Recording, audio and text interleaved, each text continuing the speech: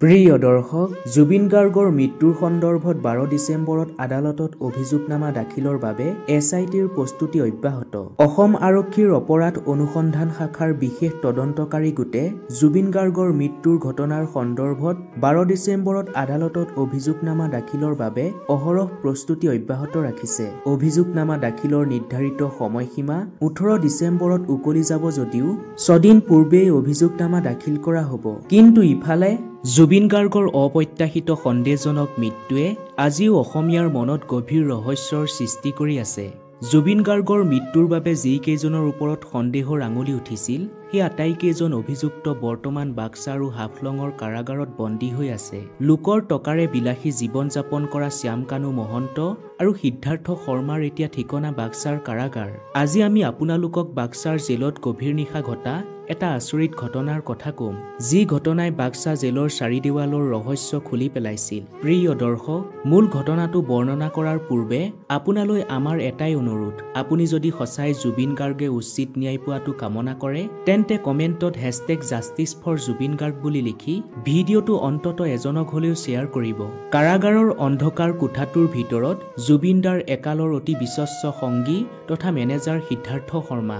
মজিয়াত পাৰি থোৱা কম্বলখনতে শুই সিদ্ধাৰ্থই টোপনি যাবলৈ চেষ্টা কৰিছিল, কিন্তু অপৰাধবোধে দিয়া সেই জুইকুৰা ইমানেই পচন্দ যে টোপনি তাৰ চকুৰ পৰা এতিয়া বহু দূৰৈত। কাক সি বিশ্বাসঘাতকতা কৰিলে, কাৰ জীৱন কাহিলে, ক'ৰ পৰা কি হৈ গ'ল, এইবোৰ কথাকে ভাবি সিদ্ধাৰ্থই প্ৰতিটো নিশা উজাগৰে পাৰ কৰিছিল। যোৱা নিশাৰ ঘটনা। সিদ্ধাৰ্থক ৰখা বন্ধ কোঠাটোৰ পৰিৱেশ হঠাৎ ঠাণ্ডা হৈ পৰিল। এনেকুৱা লাগিছিল যেন কোনোবাই বৰফৰ শীতল চাদৰ এখনে তাক মেৰিয়াই ধৰিছে। তলমূৰ কৰি বহি থকা সিদ্ধাৰ্থই তাৰ পিছত যি দেখিবলৈ পালে সেয়া দেখি তাৰ অৱস্থা কাহিল হৈ পৰিল। কোঠাটোৰ ভিতৰত ঢিপঢিপাই থকা লাইটৰ পোহৰত দেখা পালে জুবিনদাৰ ভগ্নী পালমিক। আচলতে সেয়া আছিল বুকুত একুৰা জুই লৈ ফুৰা নিজৰ ককায়েকক হেৰুৱা এজনী দুৰ্ভগীয়া ভগ্নীৰ ভয়ংকৰ উপস্থিতি। জেইলাৰে সিদ্ধাৰ্থক বন্দী কৰি থোৱা জেইলৰ তলাটো খুলি দিলে। সিদ্ধাৰ্থৰ ঠিক ওচৰতে থিয় হৈ ক্ৰোধৰ অগ্নিৰে চাই আছিল পালমিয়ে। সিদ্ধাৰ্থই তলমূৰ কৰি থিয় হৈ আছিল। পালমিক দেখাৰ লগে লগে সিদ্ধাৰ্থৰ হাত ভৰি বৰফৰ দৰে ঠাণ্ডা হৈ পৰিল। পালমিৰ চকুৰ পৰা অশ্ৰুৰ ধাৰা নিগৰি আছিল। পালমিৰ সেই দুখ লগা উচুপনিয়ে মুহূৰ্ততে জেলখনৰ নিস্তব্ধতা ভংগ কৰিছিল। পালমিয়ে লাহে লাহে সিদ্ধাৰ্থৰ ওচৰলৈ আগুৱাই আহিল। সিদ্ধাৰ্থৰ কাষলৈ আহি পালমিয়ে কান্দি কান্দি বিশ্বাস ভংগ কৰাৰ সেই কাহিনী কবলৈ ধৰিলে। ঐ সিদ্ধাৰ্থ, তই মোৰ দাদাৰ লগত কিয় এনেকুৱা কৰিলি? তোক দাদাই নিজৰ ভাই বুলি চিনাকি দিছিল। দাদাই যেতিয়াই মোক লগ পায় তেতিয়াই তোৰ কথা কৈ গৌৰৱ কৰিছিল। দাদাই তোক মুকলিকৈ থাকিবলৈ দিছিল, সমাজত তোক চিনাকি কৰাই দিছিল। তোৰ কোনোটো কামত দাদাই বাধা দিয়া নাছিল, কেতিয়াও প্ৰশ্ন কৰা নাছিল। কিয় সিদ্ধাৰ্থ, ইমান মৰমৰ বিনিময়ত এই বিশ্বাসঘাতকতা কিয়? তোক দাদাই নিজৰ ছাঁ বুলি ভাবিছিল আৰু তই দাদাক অন্ধকাৰৰ মাজলৈ, চিতাৰ জুই মাজলৈ ঠেলি দিব পাৰিলি। এবাৰো তোৰ মন নগলিল, এবাৰো বৌজনীৰ কথা নাভাবিলি। সেই মানুহজনীৰ মনত জ্বলি থকা জুইকুৰা কোনে নুমুৱাব? আজি বহুদিনেই হ'ল বৌৱে ভাত এসাঁজ ভালকৈ খাব পৰা নাই। তই সেইবোৰতো নাভাবিলি। টকাৰ লোভত নিজৰ স্বাৰ্থ সিদ্ধিৰ বাবে তহঁতে মিলি এটা সম্পদক শেষ কৰি দিলি, যিখন অসমৰ কথা ভাবি দাদাই বলিউড ত্যাগ কৰি আহিছিল। ভাবিছিল অসমখনৰ বাবে কিবা এটা কৰিব, অসমীয়াৰ বাবে কিবা এটা কৰিব। এই প্ৰাণৰ অসমখনৰ পৰা তহঁতে দাদাক দূৰ কৰিলি। দাদাই ভালপোৱা জন্মভূমিৰ পৰা দাদাক চিৰদিনৰ বাবে কাঢ়ি নিলি। মৰমৰ বিনিময়ত এই প্ৰতাৰণা কিয় কৰিলি? ক সিদ্ধাৰ্থ, দাদাক মাৰি তহঁতে কি পালি, কি শান্তি পালি? পালমিয়ে এইদৰে উচুপি উচুপি কথাবোৰ কৈ থাকোতে সিদ্ধাৰ্থই চকু টিপ মাৰিব পৰা নাছিল। নিথৰ হৈ সি নিজৰ ভৰিৰ ফালে চাই আছিল। সিদ্ধাৰ্থ, তোক কেৱল দাদাই নহয়, আমাৰ পৰিয়ালৰ প্ৰতিজন সদস্যই নিজৰ ঘৰৰ ল'ৰাৰ দৰে মৰম কৰিছিলো। কিছুপৰ ৰৈ পালমিয়ে পুনৰ কবলৈ ধৰিলে, গৰিমা বৌ, বৌয়ে তোক দাদাতকৈও বহুত বেছি মৰম কৰিছিল। তোক বৌয়ে নিজৰ ভাইৰ দৰে ভাবিছিল। দাদা দূৰত থাকিলেও তই দাদাৰ লগত থাকিলে বৌ নিশ্চিন্ত মনে শুব পাৰিছিল। তই বৌৰ সেই বিশ্বাসক কিয় ভৰিৰে মোহাৰি পেলালি? দাদাৰ অবিহনে আমাৰ ঘৰখন, এই অসমখনৰ কি অৱস্থা হ'ব পাৰে সেই কথা কিয় এবাৰো নাভাবিলি? ক সিদ্ধাৰ্থ, কিয় নাভাবিলি? প্ৰিয় দৰ্শক, তাৰ পিছত পালমিয়ে সিদ্ধাৰ্থক যিখিনি কথা কলে সেয়া শুনিলে আপোনাৰো চকু সেমেকি উঠিব।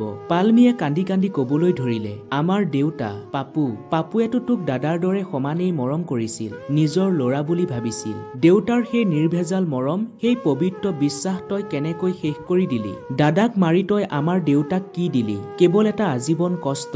আৰু মোৰ বৌয়ে মৰমত গল্ডি বুলি মাতিছিল। বৌ মৰমৰ গল্ডিক তই বৌৰ বুকুৰ পৰা কাঢ়ি আনিলি। দাদাৰ মৃত্যুৰ পিছত দাদাৰ এই লাখ লাখ ভাই ভনী, হাজাৰ হাজাৰ মা দেউতা, তেওঁলোকে তহঁতক কেতিয়াও ক্ষমা নকৰে। তোৰ জীয়াই থকাৰ অধিকাৰ নাই বুলি তেওঁলোকে দাদাৰ মৃত্যুৰ দিনাই সিদ্ধান্ত লৈ থৈছে। এইদৰে কথাখিনি কৈ পালমিয়ে উচুপি উচুপি কান্দিবলৈ ধৰিলে। সিদ্ধাৰ্থই প্ৰথমে ভাবিছিল এয়া এক দুঃস্বপ্ন। সি পাগলৰ দৰে হৈ পৰিছিল। নিজৰ লাহ বিলাসৰ জীৱন হেৰুৱাই সি পাগল হৈ পৰিছিল। এইবোৰ ভাবি তাৰ ডিঙি শুকাই গৈছিল। কাষতে থকা পানীৰ জাৰটোৰ পৰা অলপ পানী খাবলৈ লৈছিল। কিন্তু সেই সময়তে পালমিয়ে তীব্ৰ মাতেৰে চিঞৰি কবলৈ ধৰিলে। সেই ভয়ংকৰ চিঞৰে সিদ্ধাৰ্থৰ সৰ্বশৰীৰ কঁপাই তুলিলে। সিদ্ধাৰ্থৰ হাতৰ পৰা জাৰটো সৰি পৰিল। সিদ্ধাৰ্থৰ হাড়ে হাড়ে যেন সেই চিঞৰ প্ৰৱেশ কৰিলে। তাৰ পিছত পালমিয়ে এনে এটা কথা কলে, যিটো শুনিলে আপুনিও কঁপি উঠিব। পালমিয়ে সিদ্ধাৰ্থক কবলৈ ধৰিলে, সিদ্ধাৰ্থ, তই ভাবিছিলি যে এই কাৰাগাৰৰ চাৰি দেৱালে তোক ৰক্ষা কৰিব। নহয় সিদ্ধাৰ্থ, তহঁতৰ সকলোৰে শেষ সময় আহি গৈছে। দাদাক ভাল পোৱা লাখ লাখ ভাই ভনী, লাখ লাখ মা দেউতাই দাদাৰ বাবে কিদৰে ন্যায় বিচাৰি আছে সেয়াতো দেখিছ। তহঁতে ভাবিছ যে দাদাৰ মৃত্যু এটা দুৰ্ঘটনা আছিল বুলি কৈ তহঁতে সাৰি যাবি। কিন্তু তহঁতৰ এই ৰহস্যৰ ওৰ পৰিব। দাদাৰ আত্মাই তহঁতক শান্তিৰে শুবলৈ নিদিয়ে, কেতিয়াও নিদিয়ে। এইদৰে কৈ সিদ্ধাৰ্থৰ ওচৰৰ পৰা জোৰেৰে জেলৰ দৰজাখন মাৰি পালমি জেলৰ পৰা ওলাই আহিল। পালমি আঁতৰি অহাৰ লগে লগে সিদ্ধাৰ্থই পাগলৰ দৰে চিঞৰিবলৈ ধৰিলে। তাৰ মাতত কোনো নাটক নাছিল, আছিল কেৱল গভীৰ অনুশোচনা আৰু প্ৰাণৰ ভয়। ভয়ংকৰভাৱে আৰ্তনাদ কৰি সিদ্ধাৰ্থই কবলৈ ধৰিলে, মোক বচাওক, মোক বচাওক জুবিন দা, মই এয়া কি কৰিলো? মোৰ ভুল হৈ গল, মোক ক্ষমা কৰি দিয়ক দাদা। সিদ্ধাৰ্থৰ টেটুফলা চিঞৰে মুহূৰ্ততে গোটেই জেলখনত হাহাকাৰ লগাই দিলে। জেইলাৰৰ পৰা আৰম্ভ কৰি সকলো নিৰাপত্তাৰক্ষী সিদ্ধাৰ্থৰ কোঠালৈ দৌৰি আহিল। এজন নিৰাপত্তাৰক্ষীয়ে ধমক দি সিদ্ধাৰ্থক সুধিলে, ঐ কি হৈছে তোৰ? ইমানকৈ টেটুফালি চিঞৰিছ কিয়? তাৰ পিছত সিদ্ধাৰ্থই কান্দি কান্দি কলে, মোৰ ভুল নাই, মই দাদাক মৰা নাই। কপা কপা মাতেৰে সি কলে, জুবিন দা মোক ক্ষমা কৰি দিয়ক। সি নিজৰ দুখ গুচাবলৈ এই সকলো কথা সি কান্দি কান্দি জেইলাৰ তথা নিৰাপত্তাৰক্ষীসকলৰ সন্মুখত এফালৰ পৰা কৈ গল। এই কথা শুনি সকলো আৰক্ষীয়ে দাবী ধমকি দি তাক মনে মনে থাকিবলৈ কলে। পিছে সিদ্ধাৰ্থৰ এই আৰ্তনাদে প্ৰমাণ কৰি দিলে যে অপৰাধীয়ে কাৰাগাৰৰ চাৰি দেৱালৰ মাজত বন্দী হৈ থাকিলেও সেই জুবিনদাৰ অভিশাপে কেতিয়াও শান্তিৰে থাকিবলৈ নিদিয়ে। অপৰাধৰ অন্ধকাৰত সত্যৰ কণ্ঠস্বৰক চিৰদিনৰ বাবে নিস্তব্ধ কৰিব পাৰি, কিন্তু বিবেকৰ আদালতত শাস্তিৰে ভৰা কোনোৱেও সাৰি যাব নোৱাৰে।